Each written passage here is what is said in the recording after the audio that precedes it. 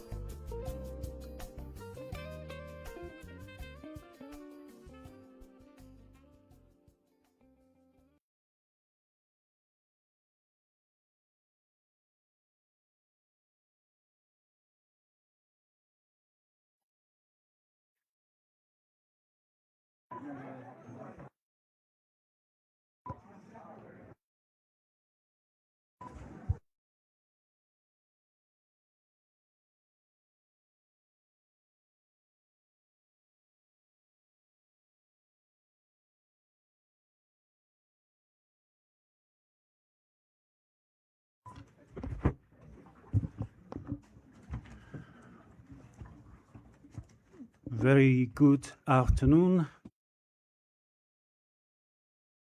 Thank you very much for coming to this press conference of the European Union Election Observation Mission to Zambia to present its preliminary statement. Let me first introduce the members of the mission and the team present here. First of all, Mr. Michael McNamara, a member of the European Parliament from Ireland. He is the chief observer.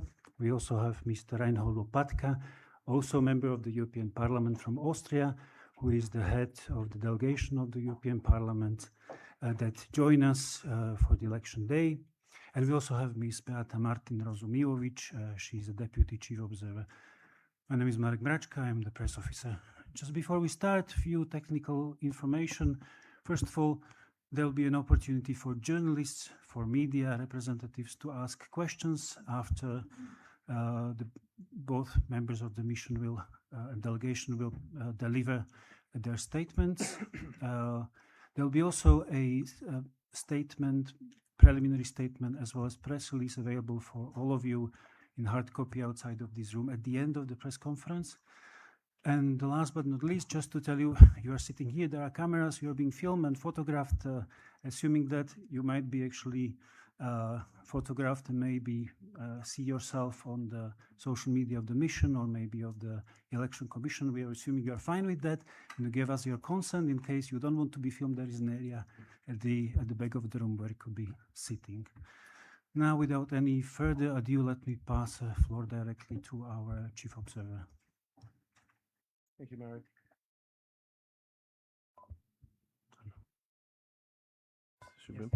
Okay. Good afternoon, Excellencies, ladies and gentlemen, esteemed members of the press. Thank you for joining us today for the presentation of the preliminary statement of the European Union Election Observation Mission to Zambia. Let me begin by expressing my appreciation to the Ministry of Foreign Affairs and International Cooperation and the Electoral Commission of Zambia, who invited the EU once again for now the 6th time to observe these elections. We have been observing all general elections since 2001, and we're honoured to do so this time around again. We would also like to thank state institutions, political parties, candidates, civil society organisations, citizen observers, the media, and all those who engaged with the mission throughout our observation for meeting with us and for sharing your views. We are grateful for the openness and cooperation extended to us in different parts of the country. Above all, let me recognise the millions of Zambians who came out on the 13th of August to cast their vote. Citizens choosing their leaders peacefully at the ballot box is the foundation of any democratic process, and it deserves to be honoured and protected. But of course, democracy is much more than just election day. Today, we are presenting our preliminary findings on the 13th of August general elections. I want to stress from the outset that this is a preliminary statement. It is delivered before the completion of the entire electoral process. Critical stages remain, including the tabulation of results and the handling of any post-election petitions or complaints.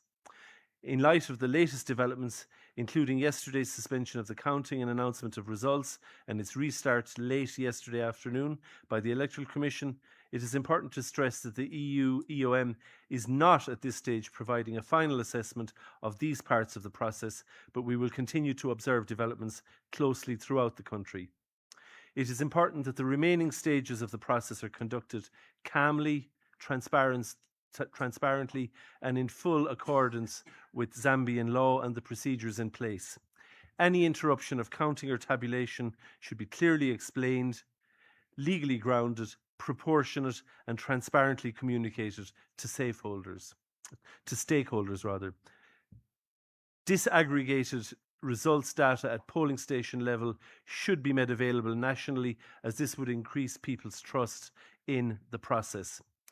The mission will remain in the country to observe the post-election period and will later publish a final report, including a full analysis and recommendations for future electoral reform. Let me now turn to the main findings of our preliminary statement, which will be made available to you at the end of this press conference. First, on the overall electoral environment. The 13th of August general elections were a test of Zambia's democratic expectations. In a sentence, these elections were genuinely competitive, but They were held on a playing field that was not level. Zambians were offered a real choice, and the conditions in which candidates competed were uneven. Let me address these two different aspects. The elections were competitive. Numerous candidates stood at presidential, parliamentary and local levels, including a high number of independent candidates. Candidate registration was inclusive, transparent and timely, and voters therefore had a genuine and competitive choice of contestants. But that choice was exercised against a backdrop of constrained democratic space. Fundamental freedoms essential to the conduct of genuinely democratic elections were affected by legislation, rules and actions by state authority, and the way that those rules and the legislation were applied during the campaign. This is a central finding of our statement, and it runs through much of what follows. The elections were conducted under a recently amended legal framework that provided an adequate basis for democratic elections. However, the reforms, including significant changes to the electoral system, were adopted only 3 months before the election day. This late change was contrary to international and regional good practice and reduced the time available for implementation, for public information, and for stakeholder awareness. These late changes also contributed to legal and procedural uncertainty. Several existing legal gaps, weaknesses and ambiguities affected inclusion of marginalised people and the exercise of fundamental freedoms. Importantly, constitutionally mandated laws on political parties and political finance were not enacted, undermining transparency, public accountability and a level playing field. The Electoral Commission of Zambia managed operations in line with its schedule and legal timelines and implemented the elections under considerable time pressure. The mission noted improvements, including online voter pre-registration and electronic inspection of the provisional register among those improvements. But delayed regulations and guidelines, uncertainty over some procedures, and late accreditation arrangements affected stakeholders and limited observation. I will be direct about one point that affected observers directly. The start of the accreditation process for observers on the 21st of July was too late to fully accommodate long-term observation, and it affected both citizen observer groups and our own mission alike. The campaign was limited, but many candidates held rallies, roadshows, events, and door-to-door meetings. However, advantages of incumbency and the blurring of lines between state and party contributed to an uneven playing field. The presidential candidates' campaign calendar, which was introduced by the ECZ with the stated aim of reducing possible violence, also restricted candidates' movement and ability to campaign. Campaign-related violence and cadreism remained features, especially towards the end of the campaign. There was not always a balanced and adequate law enforcement response to incidents that occurred. But there were also positive legal developments. The Access to Information Law was enacted, and the offence of criminal defamation of the President was repealed, reflecting two key recommendations of the 2001 EU Election Observation Mission. Nevertheless, the impact of these steps was limited by gaps in implementation and other restrictive measures. The media operated with relative freedom during the campaign, but recent revisions to cyber laws and the insecurity they created led to increased self-censorship and to one prominent journalist's arrest. The EU EOM's monitoring of 10 outlets found state-owned media coverage to be heavily biased in favour of the ruling party, contrary to the principles of equal public airtime for political parties and candidates. Online, false claims and discrediting narratives circulated, while at the same time social media also gave candidates with less resources a low-cost way to reach voters. Ethnic and violent language was limited in our monitoring, and the iVerify platform played a consistent professional role in debunking falsehoods. Notably, while false claims were numerous, we did not find evidence of a coordinated, structured disinformation effort. Two groups remained significantly underrepresented and marginalised in this election. Women's participation as candidates remained minimal. Women contested only 9% of races across all levels of elections, and no women candidates stood in more than half of constituencies. Despite changes to the electoral system that created reserved seats for women, the low rate of women candidates underlines the need for political parties to make more serious efforts to nominate women candidates in contests where they have a realistic prospect of success. Women or persons with disabilities continue to face significant political and societal barriers, despite some progress through the creation of proportional representation reserved seats. Barriers remain in access to polling locations, participation in public and political life, and the inclusion of disability-specific policy measures in parties' manifestos. Citizen observer organisations conducted both long and short-term observation and were active and professional. However, new administrative accreditation procedures and late procedural adjustments affected citizen and international observer groups, affected their ability to fully observe the process. On election day, the EU-EOM observed the opening of 39 polling stations, voting in 419 polling stations, counting in 37 polling stations, and tabulation at 31 totalling centres. Election day was calm overall in polling stations observed by the EU-EOM, with polling staff efficiently facilitating voting. Counting and tabulation observed by the mission were transparent and took place in the presence of party and candidate agents. However, as I noted earlier, tabulation is not complete and has been affected by the suspension of the tallying process.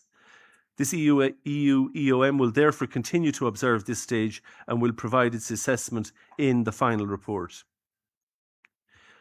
Ladies and gentlemen, the EU-EOM has been present in Zambia since the 29th of June of this year. In total, the mission deployed around 100 observers from 26 member states and Norway across the country to assess the electoral processes against Zambia's own legal framework, as well as the international and regional commitments for democratic elections freely entered into by Zambia. A delegation of the European Parliament, headed by Reinhold Lopatka, member of the European Parliament from Austria, also joined the mission and will address you in a moment. But as I conclude, let me underline once again that the EU-EOM is independent and impartial. We do not interfere in the electoral process. We do not validate results. Our role is to observe, assess, and to report.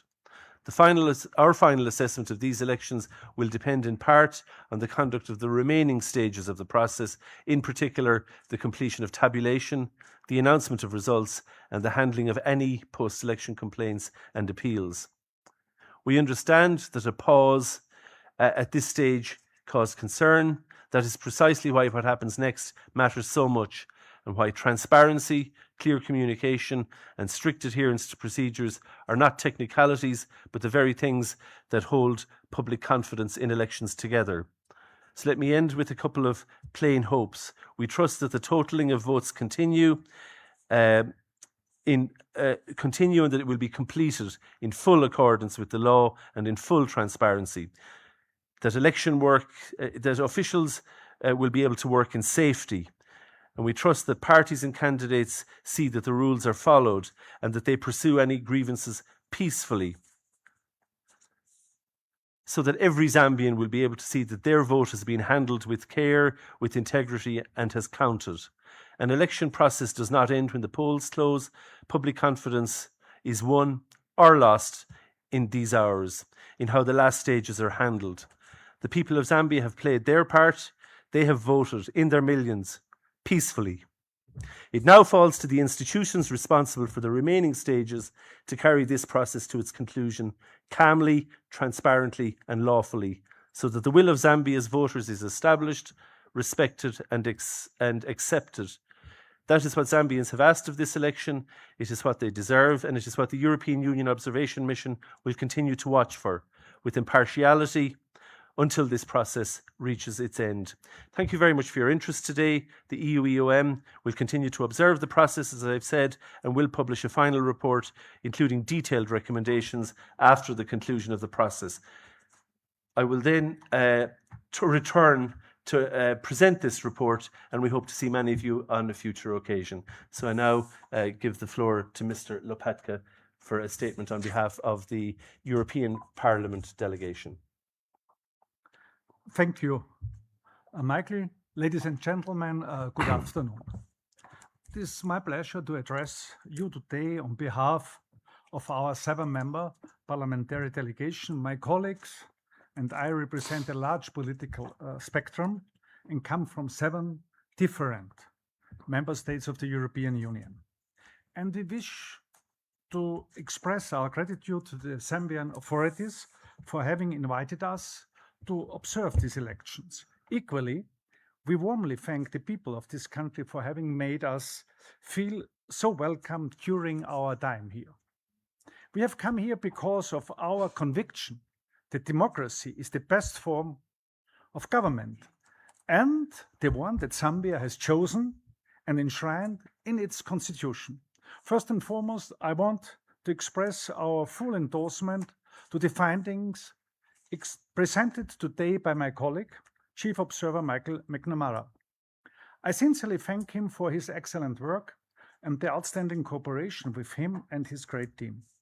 During the past few days, we met with state authorities, including the Chief Justice, the Electoral Commission of Zambia, candidates, and political party representatives, civil society organizations, including church leaders, as well as media professionals.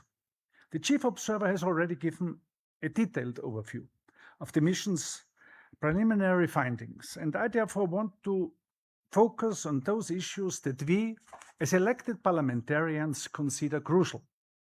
Please allow me first to make a general assessment before referring to specific elements of this electoral process. The 2026 general elections have been largely conducted in an orderly manner, in particular during election day. Nevertheless, they were affected by weaknesses. Democratic competition should always take place on a level playing field, with all candidates enjoying fair access to state institutions, public resources, and the media. We are therefore concerned by reports about the substantial use of state resources and public office by the incumbent for campaigning, including instances where official government activities supported the campaign of the president and his party. This blurred the lines between the state and the candidate's campaign. As the Chief Observer also pointed out, this situation was compounded by the fact that the presidential campaign timetable of the ECZ placed limits on the opposition candidates, but did not apply to the incumbent. And we noted the large-scale bias by the state broadcaster in favor of the ruling party and its candidates, and the very limited coverage on opposition candidates. According to our missions reports, its coverage percentage of the president was 98%, and that of all opposition candidates only 2%. This is not only inconsistent with international standards, but also with Zambian law. And on the basis of what we have heard during the past days, the exercise of the freedoms of expression, media, association, and assembly was not fully ensured. Many of our interlocutors told us that opposition parties faced intimidation, including by security forces. Candidates reportedly withdraw under pressure, and opposition rallies were hindered by violence. We particularly regret that there was also election-related loss of lives. As European Parliament election observation delegations around the world have repeatedly said, even one loss of life is one too many. In the course of our meetings, we heard that overall, up to the voting day, the ECZ managed the election preparations sufficiently well. There were, however, delays, inconsistent communication, and problems with accreditation, which also impacted the work of our mission. Several actors with whom we spoke also expressed reservations about the impartiality of the ECZ. According to our observation, greater transparency would have been welcome. The confidence in the electoral process was also not boosted by the adoption of last-minute changes to the electoral regulations, such as the adoption of the Electoral Process Act, which was passed just before Parliament's dissolution. Positively, we were informed that the voter and candidate registration processes were largely inclusive. Regrettably, female parliamentary candidates constituted just over 9% of all registered candidates, despite women making up 53% of the country's electorate. It is clear that much remains to be done to ensure stronger participation and representation of women in the country's political sphere. According to representatives of several civil society organizations with whom we spoke, these elections were subject to nearly non-existent campaign and party finance legislation, with little transparency or oversight of campaign funding and spending. This also had a negative impact on the equity in the campaign. Concerning the electoral dispute resolution, our interlocutors mostly expressed confidence in the independence and fairness of the judiciary. Turning to election day, 3 European Parliament teams observed in and around Lusaka, Kafue, and Masabuka. The polling centers, which we observed during voting, were mostly well organized and transparent, and the atmosphere on election day was largely peaceful in those places. In addition, the staff of the polling stations did their best to ensure the smooth implementation of the procedures. They deserve, really, our sincere thanks and congratulations. I see it very positive, what they did on the election day. We observed, though, that in some cases, essential election materials, such as polling booths, were missing, and the secrecy of the vote was not always guaranteed. The access for people with disabilities was in most cases also not ensured. Furthermore, the closing and counting procedure were relatively slow and cumbersome. Above all, I would like to express our admiration for the civic spirit and enthusiasm shown by the people of Zambia, who demonstrated their commitment to democracy. We sensed their pride in deciding on the future of their country. They deserve full transparency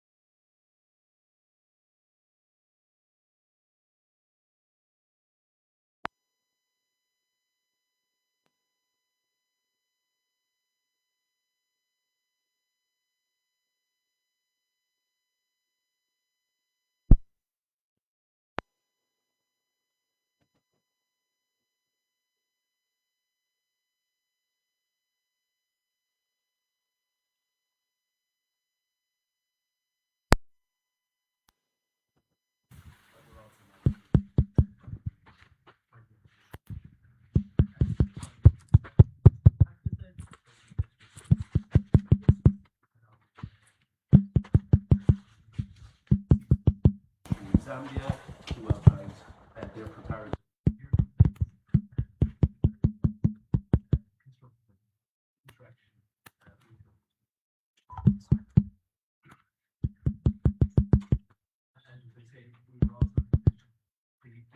The mission was also in a position to observe the training provided for dealing with complaints should they arise in the aftermath of the election. But I don't have concrete information at this point. Just maybe one final one. Sure. What's your general mood or feeling of the next 100 days? Hope. I mean, hope is always your mood, I think, particularly in a country like Zambia with such a young population.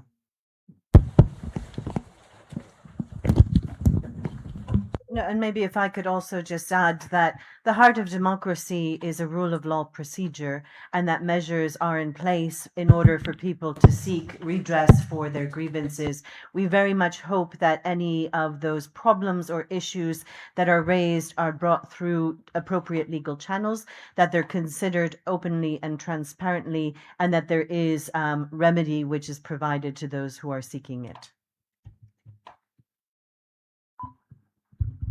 Thank you very much for your questions. We have light and electricity back. Also, the mics are back for the people who are watching us online. If there is other question, please just raise your hand so the mic can reach you. Yes, there is a question in the back among the cameras. The mic is coming from... Yes. That could be very bad. If you can introduce yourself. Good afternoon. My name is Darius Jonia, and I'm a journalist from Diamond TV or Diamond Media.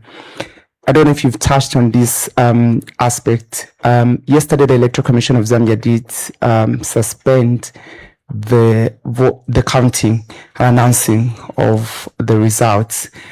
My question is, what do you make of the decision by the Electoral Commission of Zambia, and if it will affect in any way your assessment of the results process?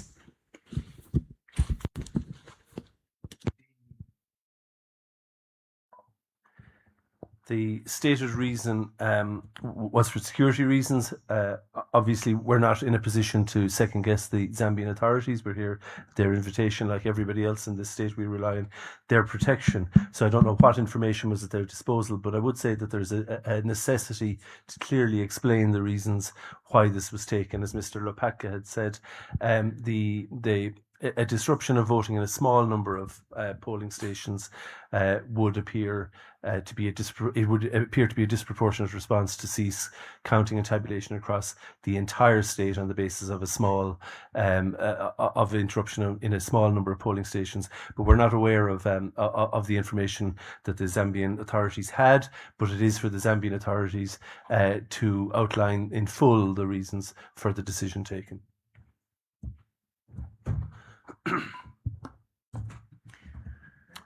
Thank you. And maybe just to add and stress what Mr. McNamara and Mr. Lopatko had said in their statements, that a disaggregated publication of polling station results by the ECZ is something that is in line with international good practice. It's something that's practiced in countries on the African continent. And so this is a measure that could be still introduced in order to boost public confidence and to lend greater transparency.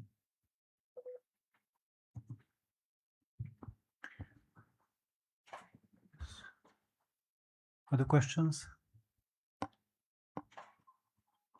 Yes, please. The mic is coming. Thank you. My name is Innocent Ngube. I'm director of the Africa Election Study at Queen Mary University of London. We just attended the. Thank you so much for the presentations. We just attended the African regional organizations election observer mission that were presenting their preliminary statements. So my question is, how and to what extent does the EU election observer mission Zambia 2026, how does it collaborate with these other missions that are from the African regional organizations? So that's number one. And then also during that meeting, we heard about shuttle diplomacy that occurred yesterday between, the observer missions were engaging with the candidates, particularly the top, the ruling party and the opposition. I just want to get a sense of whether the EU, in a way, is briefed on that or it has been involved in that. And lastly, we also heard that some observer missions are varying their departure dates given the fluidity of the context. Is this something that also the EU is considering? So those are my questions. Thank you. Try to deal with them in order.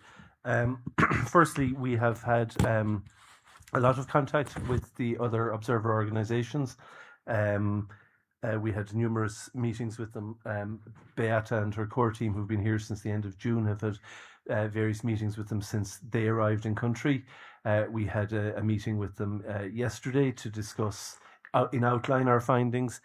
We had a meeting with them to coordinate the timings of press conferences, etc. So we enjoy very good cooperation with them. While I personally wasn't at their press conference this morning, I did read their statements, and I note that there are a number of areas of similarity where we highlight similar concerns about election day. I suppose one of the key differences between the methodology which the European Union has followed in this election and those followed by the other observer organisations, the other international observer organisations, that is that we have followed a long-term methodology where we've looked at as much as we could of while the voter registration process was largely concluded, we looked as much as we could at the candidate registration process, at the campaign, and we will remain in country. You asked, were we going to change our dates? Well, we had always planned to remain in country until the beginning of September to look at election complaints. And of course, if there's a second round, we have made contingency arrangements to stay in country beyond that. So while their methodology in this election is a short-term election, is to look at the election around election day. Ours was a longer-term methodology, so we will be remaining in country anyway.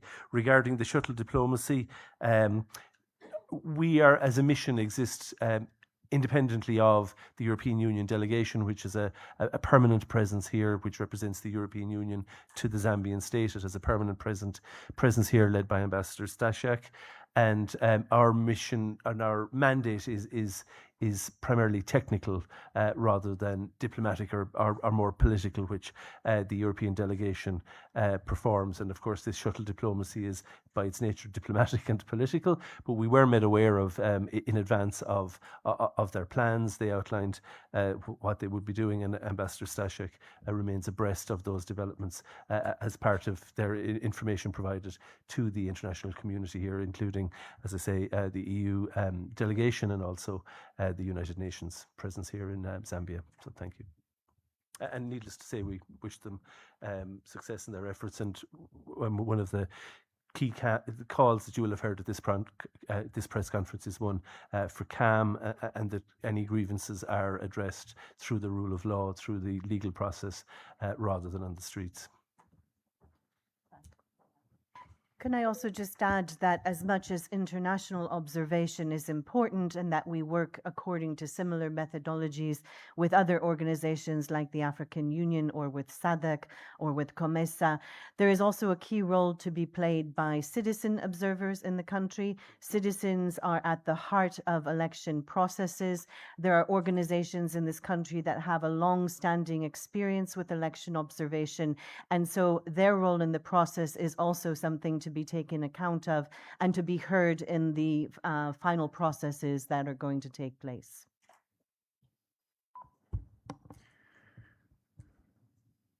Appealing to journalists, yes, we have another questions in the back. Please just wait for the microphone. The gentleman standing next to camera. Yes, if you can introduce yourself and the outlet you represent.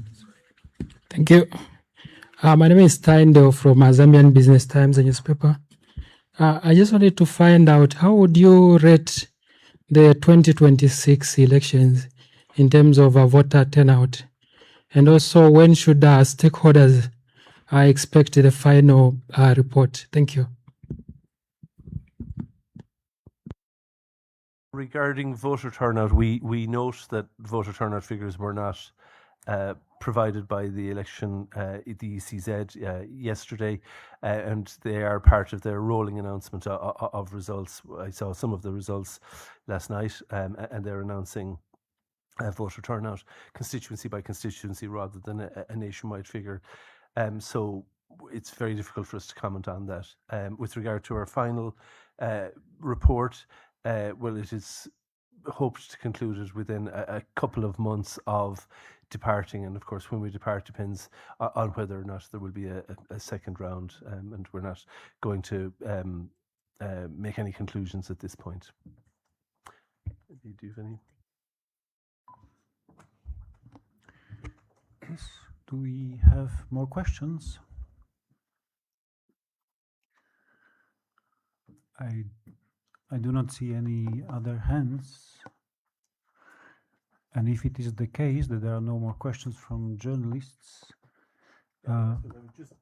On the citizens observers, I mean, you asked about international observers, I answered we had many meetings with them and good cooperation. Equally, we've had many meetings with citizens observer groups, CCMG and others who are active here. And CCMG are, of course, engaged in a long-term election observation methodology as well.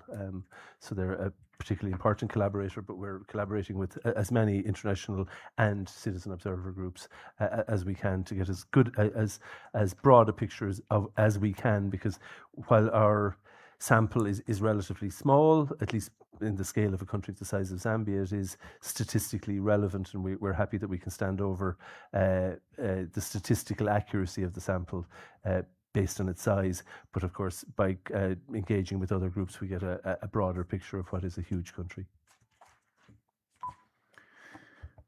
with this, let me just remind you that there is a statement as well as a press release waiting for you outside of this room, and we really thank you very much for your participation, active participation actually. Thanks a lot.